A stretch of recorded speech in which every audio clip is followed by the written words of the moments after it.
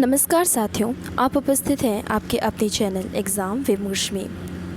आज इस वीडियो में हम हिंदी साहित्य के नेट के पाठ्यक्रम में लगे एक बहुत ही महत्वपूर्ण उपन्यास देवरानी जेठानी की कहानी की प्रस्ताविका, प्रस्तुत संस्करण और प्रथम संस्करण की भूमिका को पढ़ेंगे।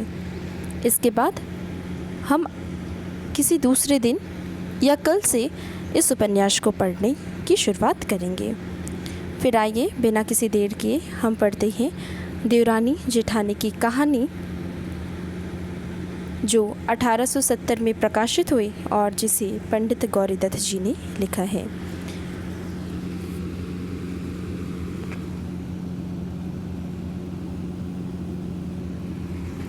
आइए हम इसकी प्रस्ताविका से शुरुआत करते हैं। पंडित गौरीदत्त कृत देवरानी जेठानी की कहानी हिंदी का प्रथम श्रेणीय क्लासिक श्रेणी का उपन्यास है।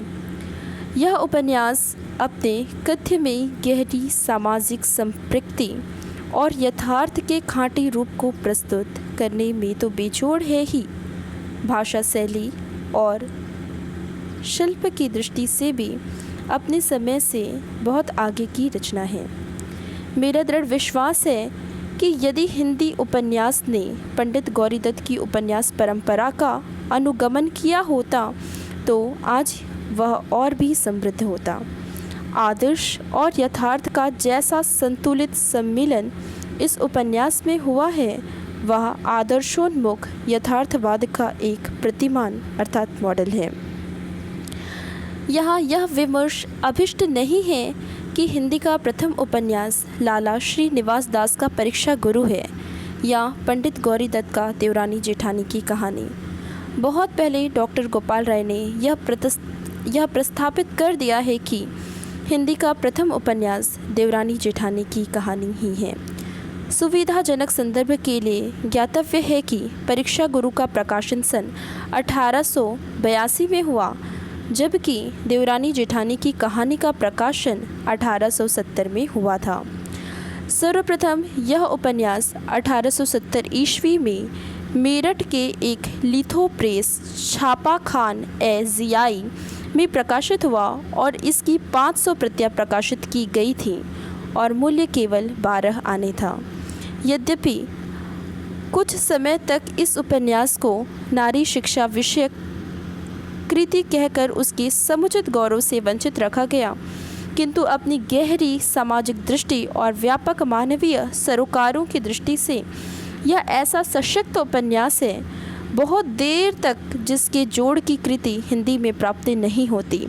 छोटे आकार क्राउन साइज के मात्र 35 पृष्ठों की इस छोटी सी औपन्यासिक कृति में तत्कालीन सामाजिक समस्याओं को इतनी सूक्ष्म दृष्टि से इतने बहुआयामी रूपों में संदर्भित किया गया है कि हिंदी के प्रथम उपन्यास में ही यह कौशल देखकर आश्चर्य होता है। बाल विवाह, विधवा विवाह, विवाह में फिजूल खर्ची, स्त्रियों की आभूषण प्रियता की वृत्ति, परिवारों में अलोग्यता की समस्या, वृद्धों का बहुओं द्वारा रखा जाना आदि समस्याएं नारी शिक्षा की समस्या के साथ बड़े कौशल से अंतर्ग्रंथित है।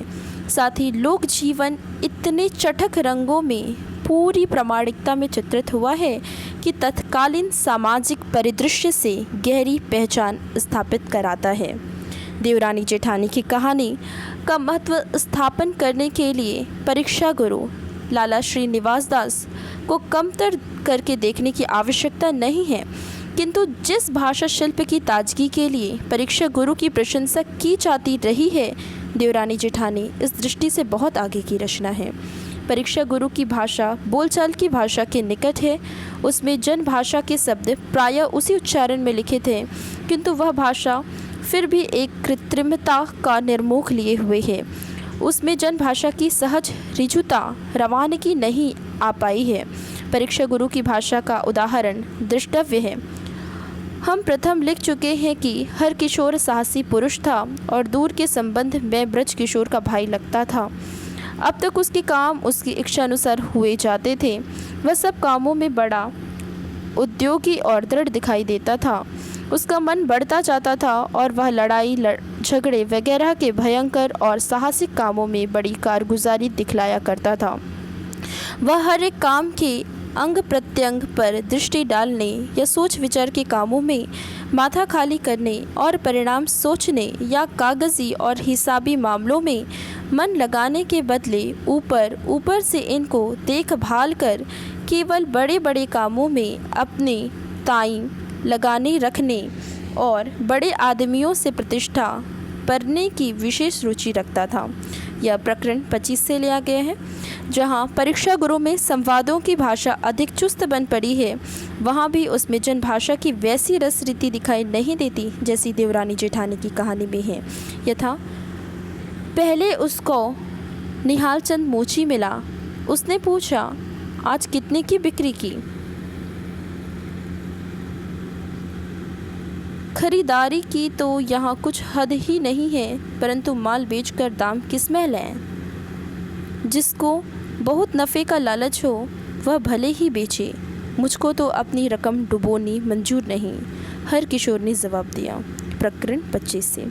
दूसरी ओर देवरानी जेठानी की कहानी की भाषा का जन भाषा से सहज जुड़ाव, किस्सा गोई का अनूठा संस्कार, लोक भाषा के अर्थ गर्भित शब्दों का सचेत प्रयोग, बोलचाल या कहीं बोली बानी का टटका रंग और उसमें मुहावरे दानी और लोकोक्तियों का जोड़, ये सब विशिष्टताएं उपन्यास के कथा मिजाज की भाषा का सृजन करती हैं। यथा जब सायंकाल को सारे दिन का हारा थका घर आता, नून तेल का झिकना ले बैठती, कभी कहती मुझे गहने बना दे, रोती झिंकती लड़ती भिड़ती, उसे रोटी ना करके देती, कहती कि फलाने की बहू को देख गहने में लद रही है, उसका मालिक नित नई चीज़ लावे है, मेरे तो इस घर में आके भाग फूट गए। वह कहता, अरे भगवान जाने भगवान रोटियों की क्यों कर गुजारा कर रहे हैं, तुझे गहने पाते की सोच रही है। बोलचाल के जिन शब्द युग्मों का प्रयोग कर प्रेमचंद अपनी भाषा को एक विशेष जीवन गंधी संस्कार प्रदान करते हैं, वह गौरीदत्त की यहाँ भी उसी सहज रूप में प्राप्त है। प्रेमचंद से एक उदाहरण, ना किसी के लेने में ना देने में छक्का पंजा ना जानता था, छल प्रपंच की उसे छूत भी न लगी थी। सवा सेर गेहूँ 1924 ईस्वी। इसी प्रकार का उदाहरण देवरानी जेठानी में देखे, और जब कभी भाव चढ़ा देखता तो 1000 का नाच पात लेकर दुकान में डाल देता और फ़ायदा देख उसे बेच डालता। ब्याज बट्टे और गिरवी पाते की भी उसे बहुत तेरी आमदनी थी।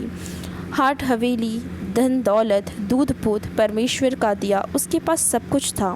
किंतु भाषा शैली की बात थोड़ी रुक कर श्री निवास दास ने परीक्षा गुरु की भूमिका में जो लिखा था, अपनी भाषा में यह नई चाल की पुस्तक होगी। बिना किसी ऐसी घोषणा के कथ्य और भाषा शैली दोनों दृष्टियों से देवरानी जेठानी की कहानी निश्चय ही नई चाल की ऐसी पुस्तक है जिससे आज का उपन्यास लेखक भी कुछ दिशा निर्देश पा सकता है। कृति की सामाजिक सदस्यता का सवाल मुख्यतः प्रेमचंद के समय से ही जोड़कर देखा जाता रहा है। पंडित देवीदत्त ने अपनी इस कृति से स्पष्ट कर दिया है कि वे इसका प्रणयन स्त्री शिक्षा के लिए ही कर रहे हैं। हाँ, उनका इतना दावा अवश्य है। मैंने इस कहानी को नए रंग ढंग से लिखा है। मुझको निश्चय है कि दोनों स्त्री पुरुष इसको पढ़कर अति प्रसन्न होंगे और बहुत लाभ उठाएंगे।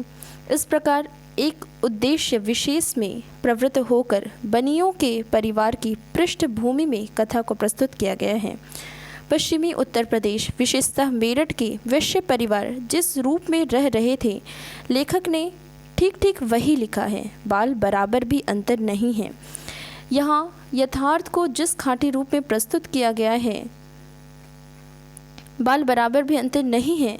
मुझे आश्चर्य होता है कि अब से प्रायः 40 से 50 वर्ष पूर्व अपने बचपन और कैशोर्य में मैंने इस समाज को प्रायः इसी रूप में देखा है जिस रूप में सन 1870 ईस्वी की इस कृति में चित्रित है।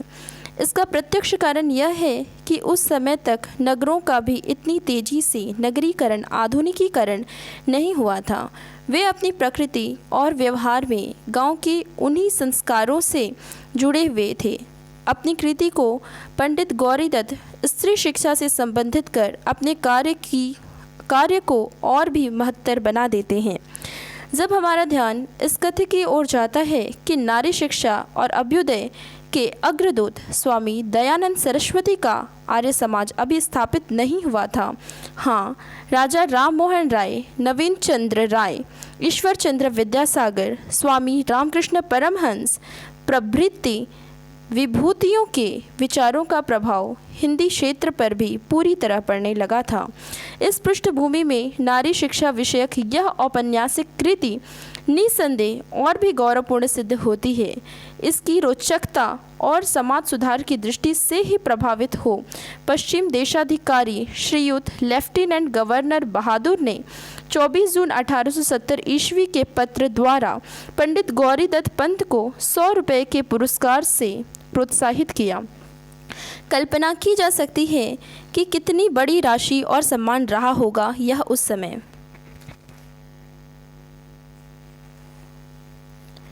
नारी शिक्षा के साथ साथ लड़कों के लिए अंग्रेजी शिक्षा का महत्व भी धीरे धीरे लोगों को समझ में आने लगा था।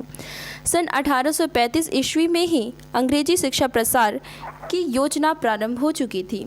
जो भी परिवार अपने बच्चों लड़कों को कुछ बनाना चाहता था, उसे अंग्रेजी पढ़ाने में इस उद्देश्य की संपूर्ति दिखाई देती थी। इसीलिए इस कहानी के लाला सर्वसुख अपने छोटे बेटे को अंग्रेजी पढ़ाना चाहते हैं।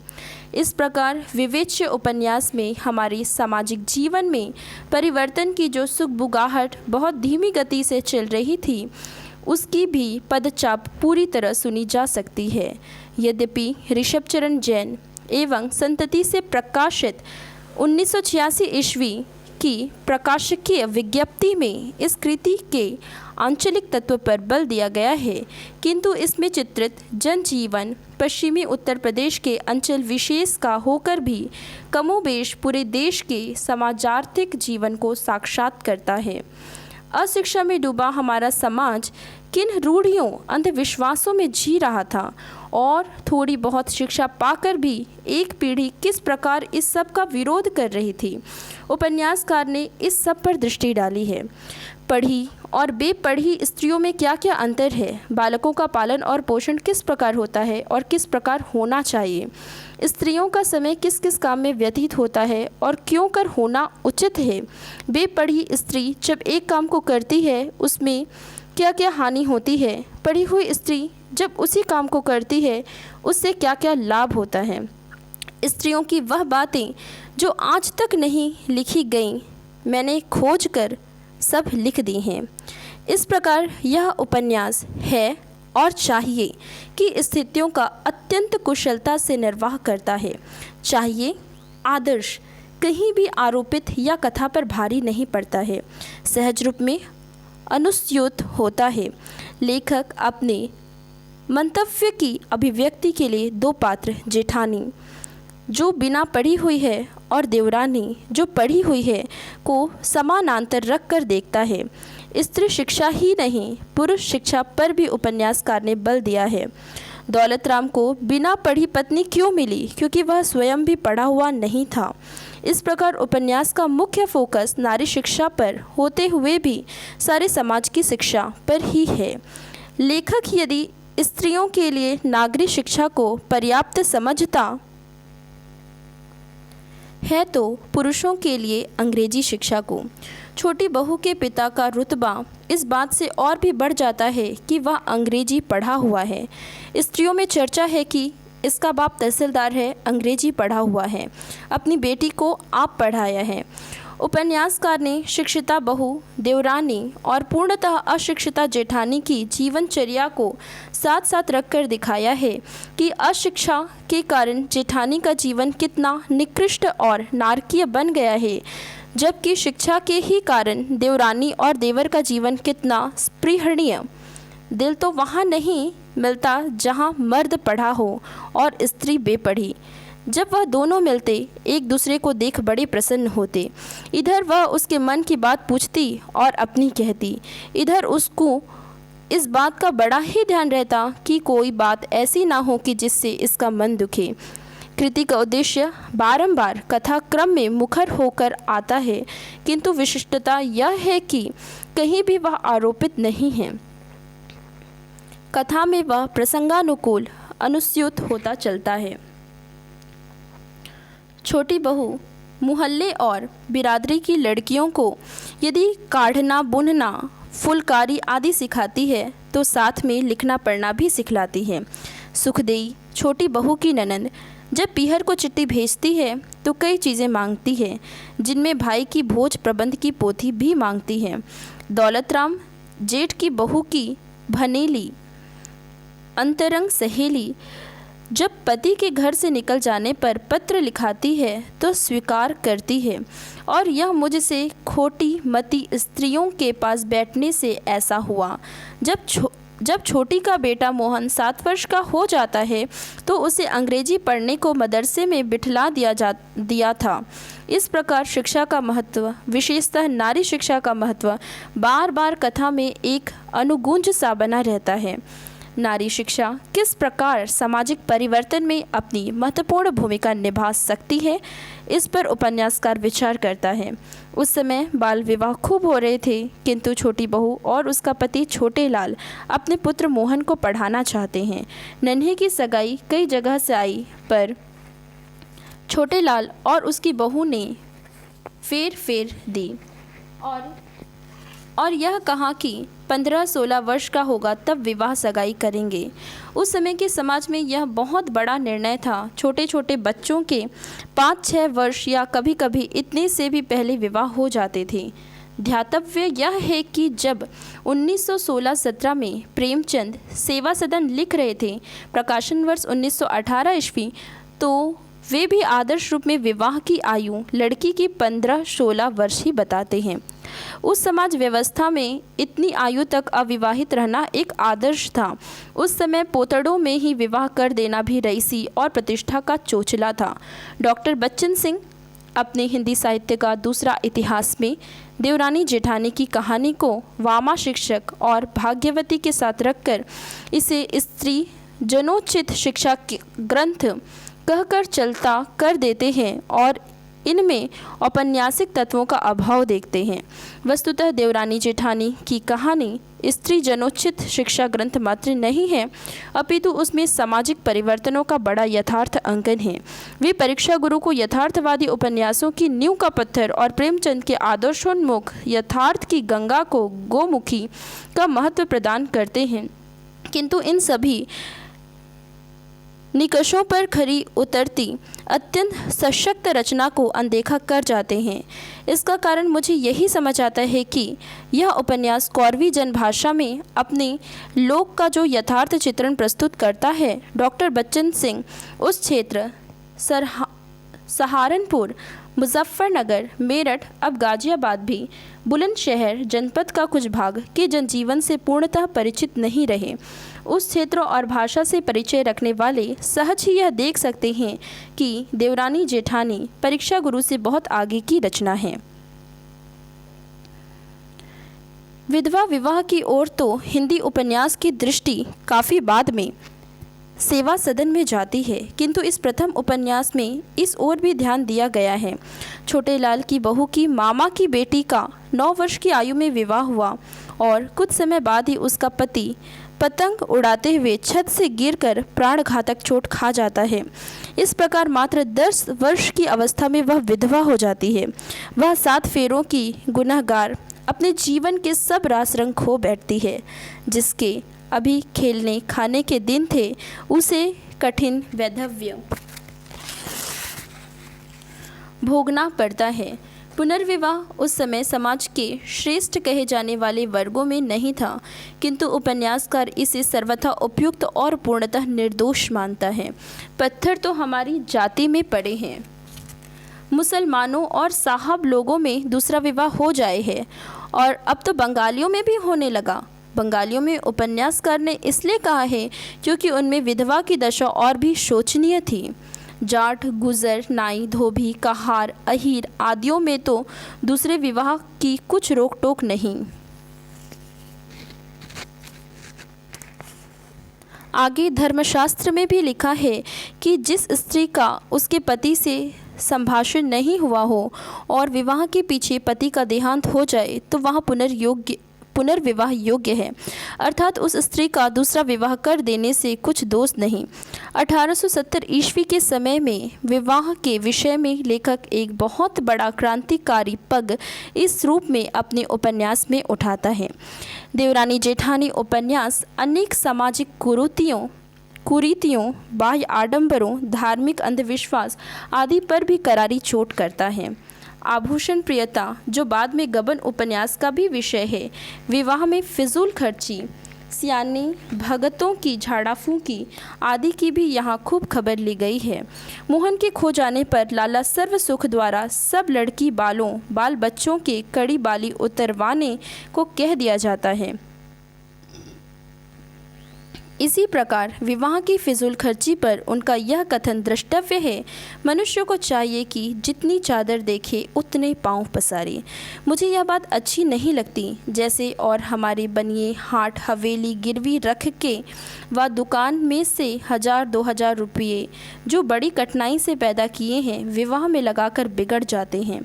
गांवों और छोटे शहरों में किस प्रकार ननवा चमार जैसे लोग बच्चों को झाड़ा आदि देकर गलत सलत दवा देते थे।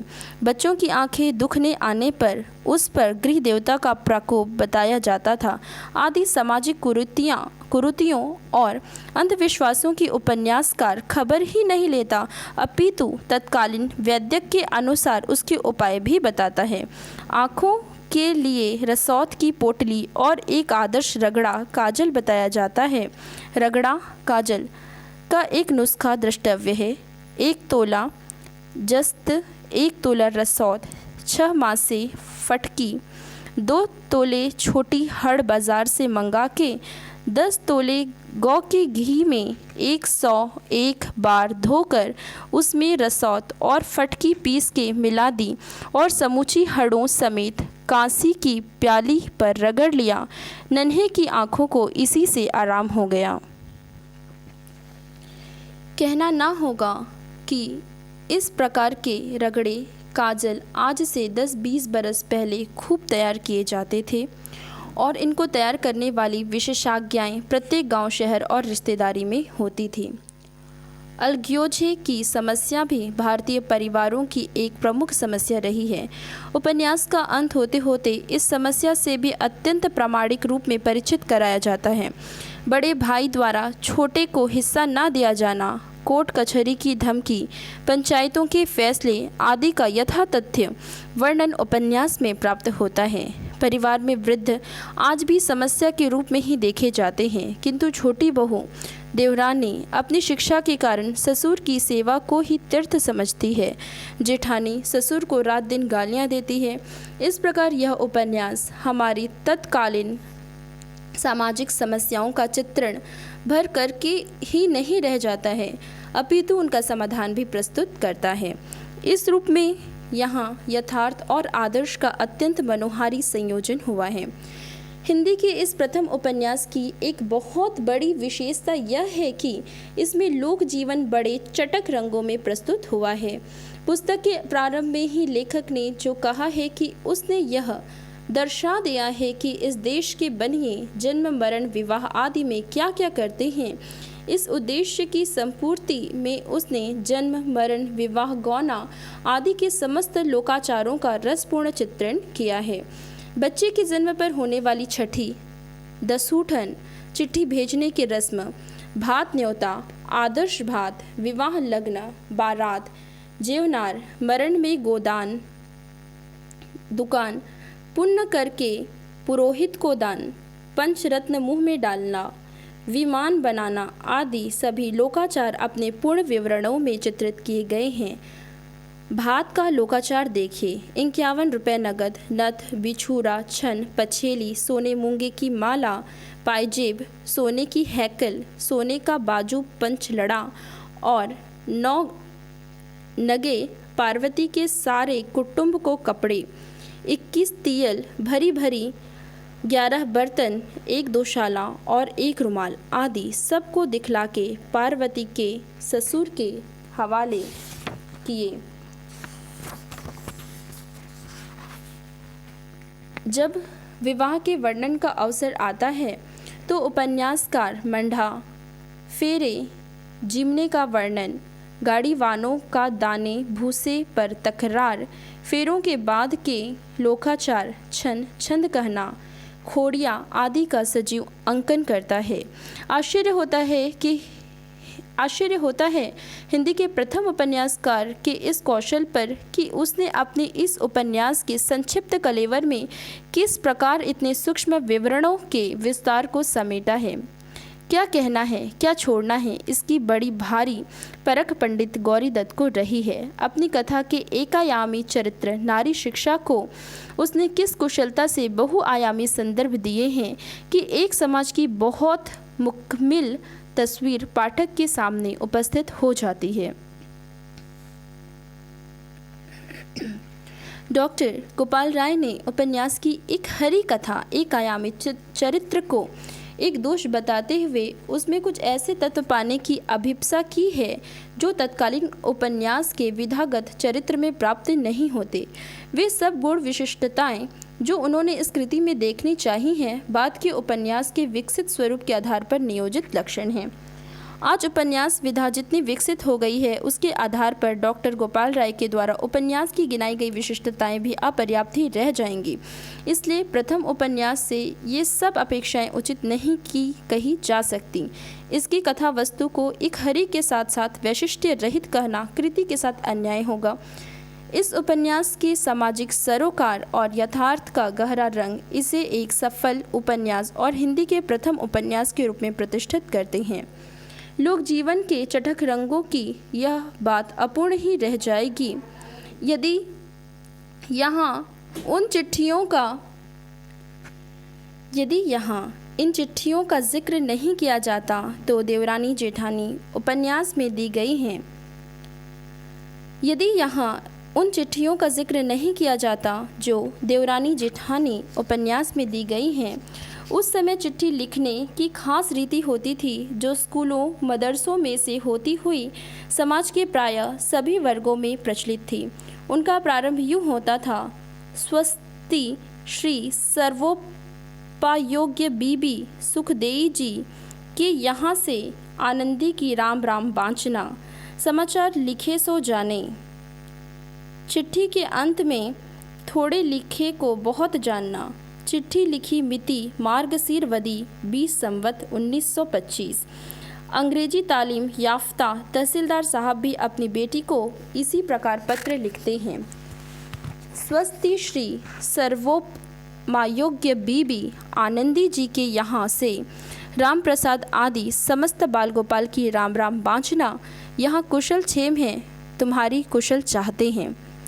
अंत में चिट्ठी लिखी मिति पौष शुदी 6 संवत 1925। प्रस्तुत उपन्यास की भाषा समृद्धि की ओर पहले संकेत किया जा चुका है। वस्तुतः भाषा की दृष्टि से इस उपन्यास का विशिष्ट महत्व है। कथा विधा के मिजाज से सर्वथा मेल खाती यह भाषा आज भी कथा मर्म में प्रवृत्त लोगों के लिए दिशा बोधक सिद्ध हो सकती है। इसमें जो जीवन गंधी स्पर्श प्राप्त होता है बिना किसी अतिरिक्त प्रयास के वह एक उपलब्धि है। वह हमें एक साथ ही प्रेमचंद और रेणु की स्मृति कराता है। प्रारंभ में देवरानी जेठानी से कुछ अत्यंत अर्थगर्भित शब्द युग्मों के उदाहरण दिए जा चुके हैं। सामान्य बोलचाल की भाषा के ये ऐसे प्रयोग हैं जिन्हें यदि आज भी परिनिष्ठित हिंदी या कहे मानक हिंदी में प्रयुक्त किया जाए तो उसकी शब्द संपदा में अपूर्व श्री वृद्धि हो सकती है। संपूर्ण उपन्यास ऐसे प्रयोगों से भरा पड़ा है। कुछ उदाहरण दृष्टव्य हैं। बगड़ पड़ोसन, लगावा बझावा, चौका बासन, वैर विश्वाद, बोली ठोली, धी ध्याने, गहने पाते, चरखा पूनी, कोस कटाई, गाली गुफ्तार झगड़ा, लौंडी लारों, तिथि परवी, लड़की बालों, हाट हवेली, चना चबेना, लहना सहना, फले फूले आदि। कुछ ऐसे शब्द उपन्यासकार ने प्रयुक्त किए हैं जिनके लिए आज भी हम विदेशी शब्दों का मुँह जोहते हैं। बच्चे की देखभाल और खिलाने के लिए जो नौकरानी रखी गई है उसको लेखक आया, धाय, माई नहीं कहता, टहलवी कहता है। जो टहल उठाए सेवा करे वह टहलवी। इसके समतुल्य, इससे बेहतर शब्द आज भी हमारे पास नहीं है। तुलसीदास जी जिन खलों के लिए जे बिनु काजू दाहिने बाएं का प्रयोग करते हैं उन्हें उपन्यासकार लगावा बझावा कहता है। मौखिक संदेश के लिए यहाँ कहावत प्रयुक्त किया गया है, इतना सार्थक और सटीक। जनभाषा की मुहावरेदानी और अर्थगर्भित लोकोक्तियों का प्रयोग भी उपन्यास की भाषा को एक मोहक समृद्धि प्रदान किए हुए है। अपना मरण जगत की हंसी घर 3 कर दिया। जब अपना ही पैसा खोटा हो परखने वाले का क्या दोष है। जगत तो आरसी है, जैसा लोग देखेंगे वैसा कहेंगे। इनके अतिरिक्त लोक भाषा के कुछ ऐसे विशिष्ट प्रयोग हुए हैं जो अत्यंत प्रभावी और अर्थ सक्षम हैं। लड़की के बाप के घर में पहले ही कुछ नहीं था, विवाह ही में उघड़ गया। लौड़ियों को देख हरी हो जा है। मोहन घर नहीं आया तो वहाँ तलाबेली पड़ी। तलाबेली शब्द में चिंता, प्रयत्न, आकुलता, व्याकुलता, हफड़ा तफड़ी, कितने सारे शेड्स एक साथ उपस्थित हैं। इस पुस्तक के संपादन में कुछ शब्दों को सही रूप में ना समझकर उनका शुद्धिकरण भी कर दिया गया है, जिससे वे अस्वाभाविक बन गए हैं। यथा मूल मुहावरा है लल्लो चप्पो करना, उसे यहाँ लल्लो पत्तो कर दिया गया है। वस्तुतः ये सब कौरवी जनभाषा के विशिष्ट प्रयोग हैं। कुछ शब्द यहाँ ऐसे आए हैं जो कुछ समय बाद कौरवी क्षेत्र के लोगों के लिए पूर्णतः अपरिचित ही हो जाएंगे। बहू को गौने आदि पर लेने जाने के लिए बैलगाड़ियों के जो विशिष्ट सजे धजे रूप होते थे, या लड़की को लेने के लिए जो बैल तांगे जाते थे, उनके विशिष्ट नाम थे। उपन्यास में ऐसे 2 शब्द आए हैं। उसका भाई मंझोली लेके विदा कराने को आया। यह बैलगाड़ी और बैल तांगे के मध्य की आकार में चीज़ थी, इसलिए इसे मंझोली कहा जाता था। लाला बंसीधर से कह देना कि माघ के महीने में लौंडिया को लेने बहल आवेगी, ऐसा ना हो कि उल्टी फिरी आवे। अब तो इस क्षेत्र में भी मंझोली रही, ना बहल, ना रथ, ना रब्बा। बैल ही अब तो कुछ घरों की शोभा मात्र रह गए हैं, या कहें दिखाई देने ही बंद हो गए हैं। उपन्यास में कई जगह एक अत्यंत अर्थ सक्षम शब्द मांदी का प्रयोग हुआ है। यथा तुम्हारी छोटी बहन भगवान देई एक महीन से मांदी है। लंबी बीमारी के लिए प्रायः ही इस शब्द का प्रयोग हुआ करता था, किंतु अब मेरठ क्षेत्र में भी यह शब्द पुरानी पीढ़ी के साथ साथ विलुप्त प्राय है। इस प्रकार कथ्य और अभिव्यक्ति दोनों दृष्टियों से देवरानी जेठानी की कहानी हिंदी की प्रथम गौरवपूर्ण औपन्यासिक कृति मात्र ही नहीं है, वह हिंदी उपन्यास के इतिहास में अपना पुनर्मूल्यांकन भी मांगती है।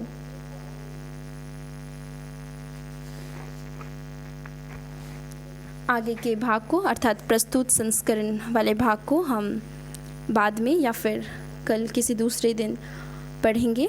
आज देख सकते हैं आप सभी, क्योंकि काफ़ी लंबा ये वीडियो हो रहा है, इसलिए आज के लिए अभी के लिए इतना ही। यदि आपको यह कड़ी अच्छी लगती है तो इस वीडियो को लाइक ज़रूर करें, नीचे कमेंट करें और वीडियो को अपने दोस्तों के बीच, विशेषकर वे लोग जिन्हें साहित्य से प्रेम है, जिन्हें उपन्यास पढ़ना पसंद है, ऐसे सभी लोगों तक साझा अवश्य करें। चैनल को सब्सक्राइब नहीं किया है तो इसी वक्त इसी समय हमारे चैनल को सब्सक्राइब करें। आप सभी का धन्यवाद।